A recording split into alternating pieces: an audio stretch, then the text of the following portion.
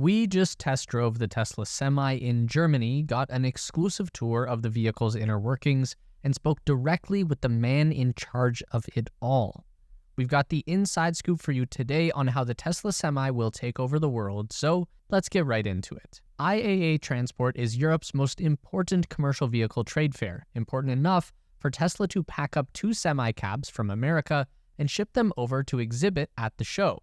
Our Tesla Space European correspondent, Jan Jurikas, was on location to bring you up close and personal with the electric Semi. You might know him as the author of our weekly newsletter or his blog, The EV Universe, so shout out to Jan for putting in the legwork on this one. Jan's biggest takeaway from the event was that the Tesla Semi is ready and waiting to take over the European market and beyond.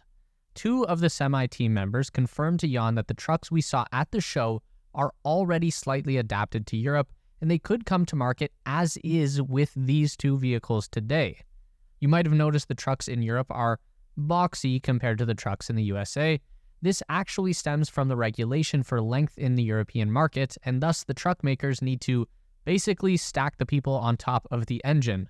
The Tesla Semi doesn't fit in that image as its cab is longer for better aerodynamics, and this has been cited as the #1 reason by most people on why Tesla can't enter the market. Talking with the team members, we learned that it is those very aerodynamics that give Tesla a chance to come to the market, as there will be an additional allowance in overall length for the aerodynamic cabs. Although there is still some question about the width of the Semi, it's 2.6 meters, which is slightly larger than the allowed 2.55 meters, Tesla didn't mention how they plan to get around that. One of the drivers of the Tesla Semi for public ride-alongs told us that in-house they call the European spec versions the European Development Platform. He and another team member confirmed that they just had to change a bunch of smaller details, like wheel covers and blinker lights, to adapt for the European market. Tesla also told us they have designed the Semi with international markets in mind from the start, and it shows. The team, again on 2 separate occasions, confirmed to Jan that they have a space saved for the sleeper cab version with a metal frame in place behind the cab. Naturally, Jan being the biggest EV geek we know, he decided to climb up there from the outside. He asked permission, of course, and voila, the frame is clearly visible. We do assume Tesla will launch this version once the new Semi factory is up and running. Sleeper cab importance here is no joke. Did you know that 72% of Class 8 trucks in 2023 in the US were sleeper cabs?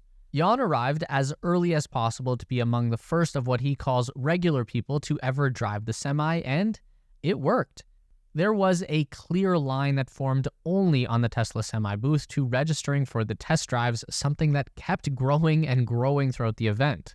Sadly, no filming or audio was allowed for the ride, but Jan did get in and do a few laps around the hall in the so-called passenger seat. The team member driving was very clearly knowledgeable on the Tesla Semi and seemed to be a part of the specific program. He was showcasing the different features of the truck through the drive, like the independent front suspension Tesla developed, and the regenerative braking as soon as he took his foot off the pedal. The driver said he didn't use the brakes once through the whole ride. The ride itself was quote-unquote smooth as heck and quiet. The team confirmed the turning radius is similar to a Model Y. The cabin was surprisingly spacious and everything seemed conveniently located with Tesla's best-in-class software and displays. The visibility from the middle seat and the cabin is great, and 3 cameras on each mirror help as well.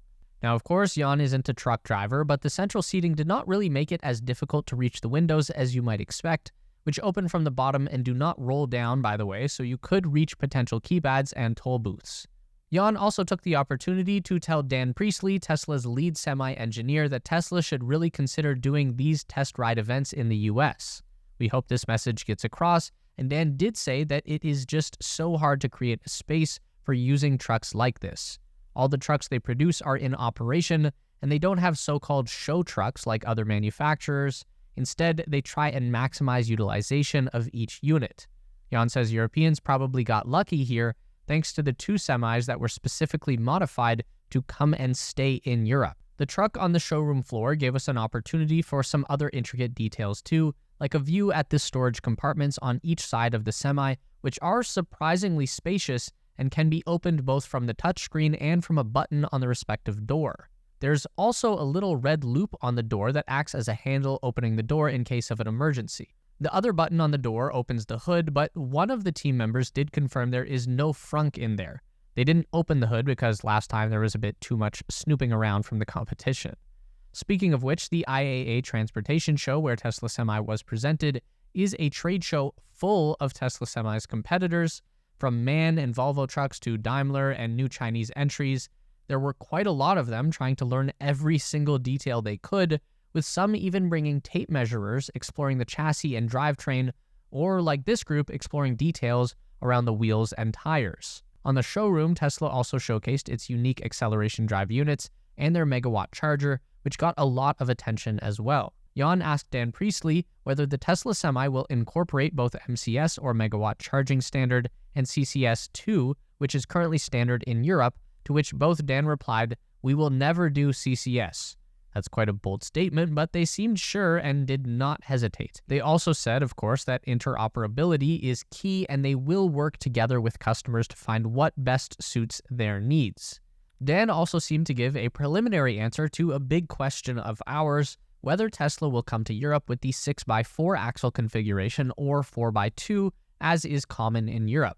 He said that they want to challenge the norm of the 4x2, but ultimately it all depends on specific needs of the customers.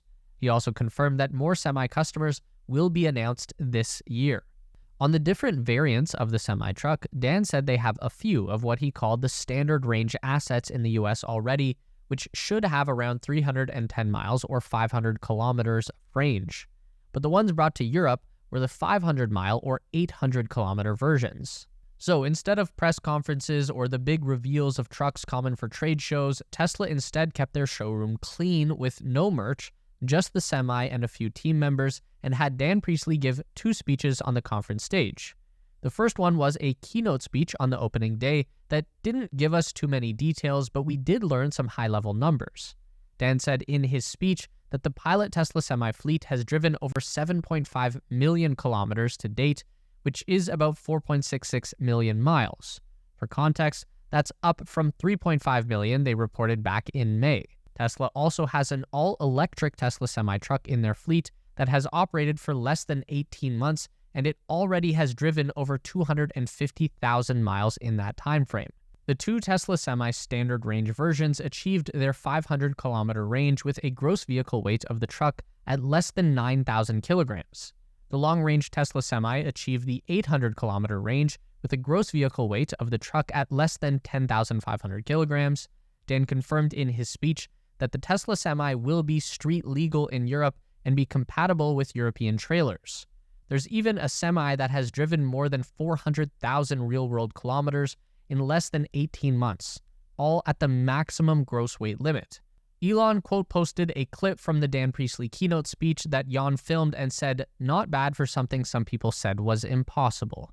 The appearance on the second day was a discussion between Dan Priestley and Dejan Antunovic, the electrification program manager at PepsiCo.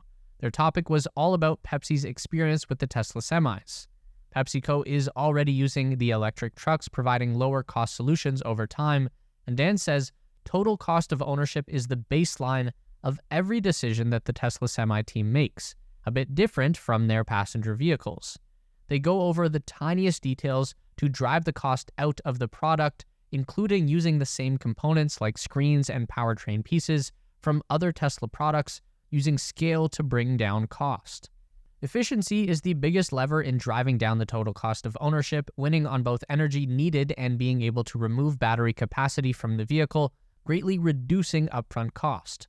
Other ways Tesla reduces TCO is by supply chain efficiencies and also with service and maintenance, leveraging their software and vertical integration there, along with the in-house service learnings they take from the passenger cars to reduce service costs and keep parts costs low.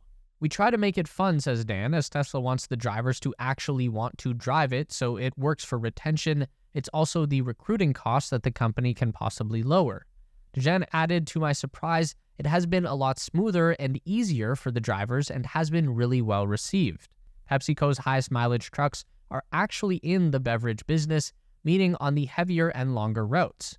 They also gave an overview of the Tesla Semi units at each location. This gives us an approximate size of the Semi fleet. In Modesto, California, 15 Tesla Semis for regional long haul.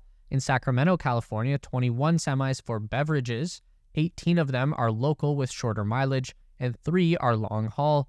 In Fresno, California, currently deploying 50 trucks, 45 of those will be city or localized transport, 5 will be regional long haul. On the Frito-Lay side, they've seen consistent 0.8 kilowatt hour per kilometer efficiency. That's 1.29 kilowatt hours per mile. The heavy-duty Pepsi side semis are still at a very respectable 1 kilowatt hour per kilometer or 1.609 kilowatt hour per mile efficiency. This also checks out too, as Elon posted on X. Looks like we can get kilowatt hour per mile down around 1.2 with the median semi-load. And with that, our time at the IAA Transport event came to a close, and Jan returned safely home to Estonia. Thanks again to our intrepid newsletter reporter for the exclusive content. Make sure you're subscribed at the link in our description to see where Jan ends up next.